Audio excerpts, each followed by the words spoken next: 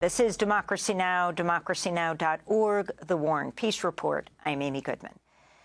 The New York Times is reportedly conducting an internal investigation to identify the source behind leaked information about its coverage of Israel and Gaza. According to Vanity Fair, the internal investigation follows a report in The Intercept about the Times shelving an episode of its podcast, The Daily, over doubts regarding the accuracy of a highly controversial blockbuster New York Times article published at the end of December, alleging Hamas members committed widespread sexual violence, weaponized it on October 7th. The overwhelming majority of the interviews and reporting that was being done on the ground was being handled by Anat Schwartz and Adam Sella. And we discovered a podcast interview with Anat Schwartz in Hebrew that she gave, where it's a shocking podcast in how much detail she offers about the process that they used when they were reporting it. And just to put it in a nutshell, she describes how the first thing that she did was start to call around to what she describes as all of the Israeli hospitals that have facilities that are called Room 4 facilities. These would be the intake places where people who have been victims of sexual crimes, including assault and rape, etc., where they would be examined or their cases would be referred. And she said that not a single one of them reported that they had any reports of sexual assault or rape on October 7th. She then started calling around to Rape Crisis Hotline and describes how she had this, what she described as an intense conversation with the manager of the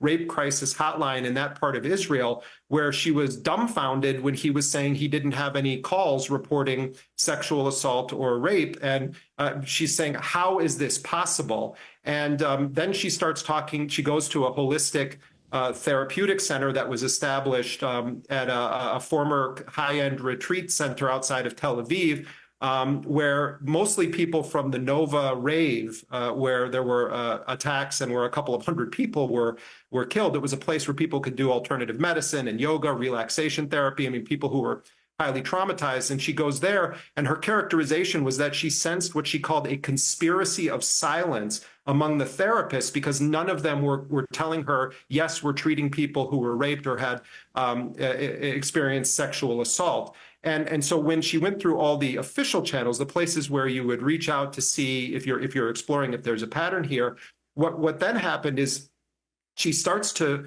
look at who's been interviewed about alleged rapes during the October 7th attacks, and ends up then going and re-interviewing a handful of people who already had made assertions that they witnessed rapes. And some of these people had told varying versions of their stories, which in and of itself is not necessarily mean that they didn't witness something. I mean, these are people that were in the midst of an incredibly violent episode. But more central to that is that some of the people that the New York Times relied on to assert that there was a systematic, intentional campaign of rape weaponized by Hamas were people that have no forensic credentials, no crime scene credentials.